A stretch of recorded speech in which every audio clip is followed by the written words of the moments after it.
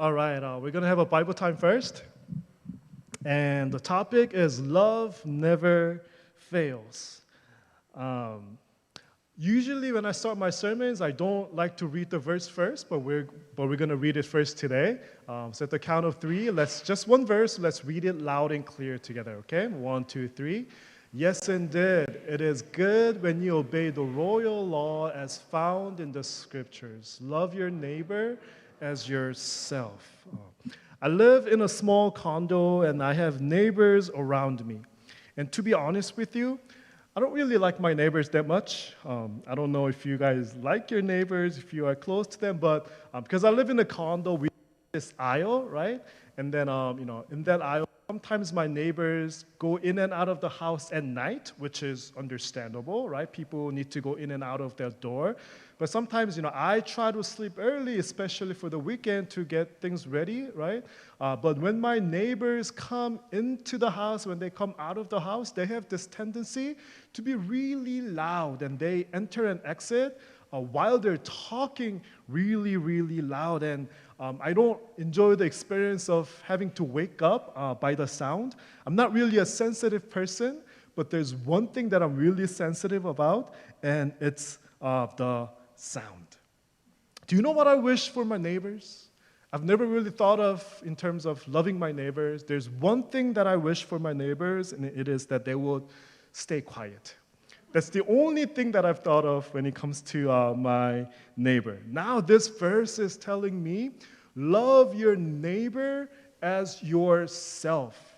I don't even know my neighbor's names. Only thing that I wish for them is for them to be quiet. And how should I love my neighbor as myself? And I was like, and my sermon got stuck here. And I couldn't make any progress because I haven't really made any effort to love my neighbors. So I started to do some work, and I started to figure out, okay, who are my neighbors and what kind of attitude should I have towards my neighbors? My neighbors are, of course, the people who live next to me and around me. I've got some work to do to love my neighbors, but I also realized that the neighbors are not only the people who physically live next to you, but it's the people that I have interactions with, right? The people that I have influence on, and the people who have influence on me are my neighbors. For example, your classmates are your neighbors, right?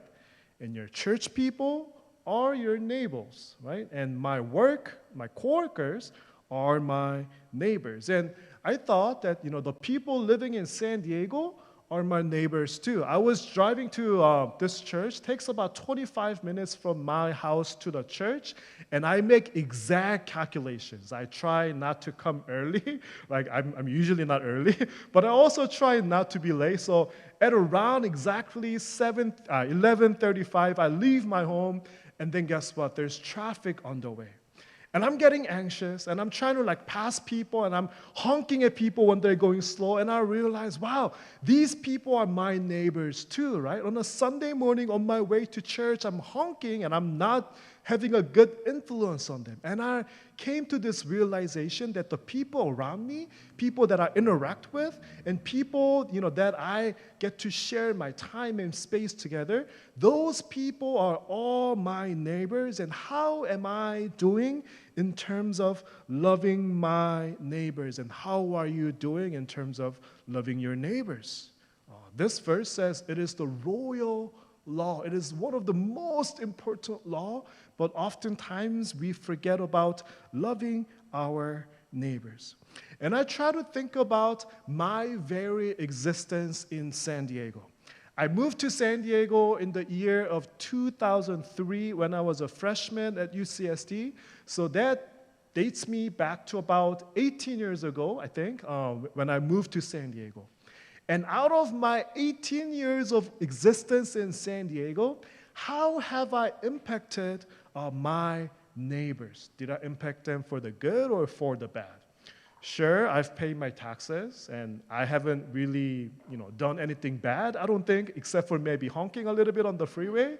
But I haven't really done anything bad, I don't think. But at the same time, I feel like my existence in the city wasn't really a good influence on my neighbors. And I'm really starting to thinking about the meaning of my existence in San Diego and our existence as a church in San Diego.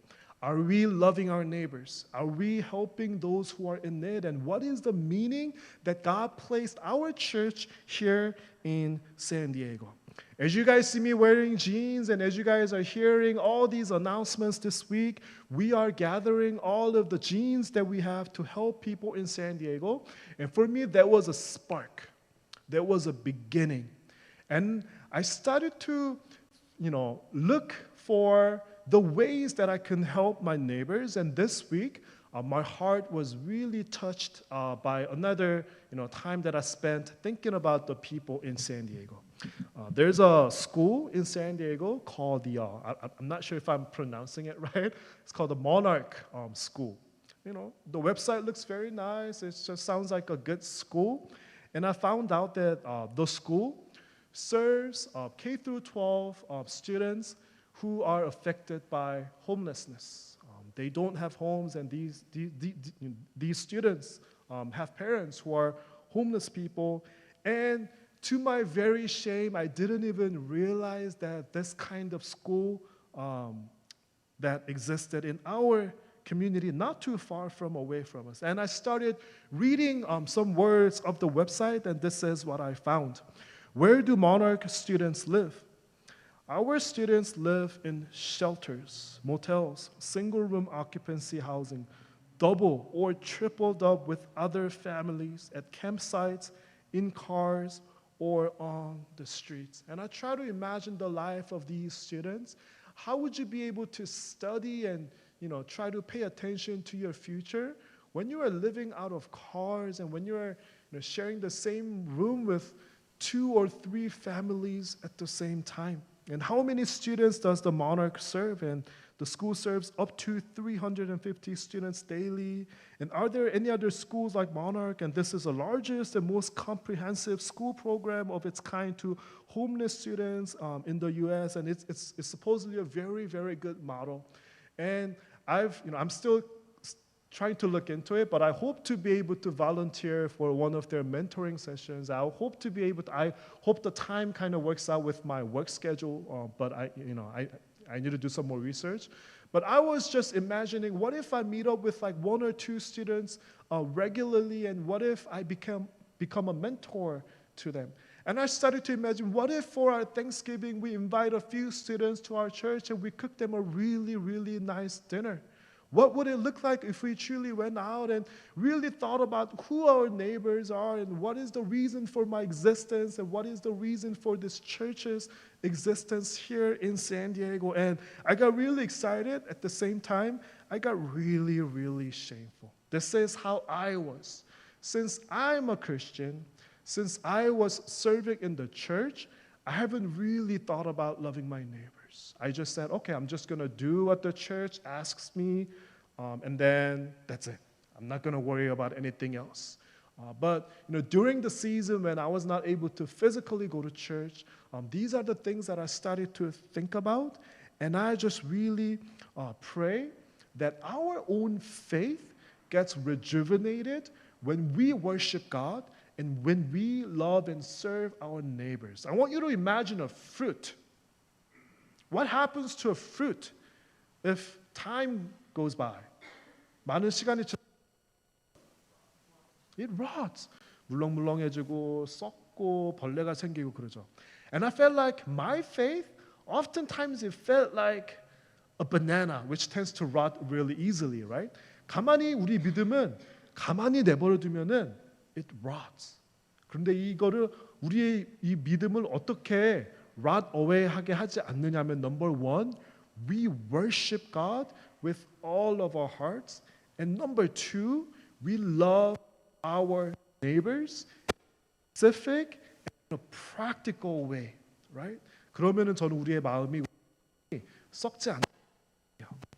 So my challenge for you is to really think about your existence here and how can I rejuvenate and how can I keep and maintain my faith.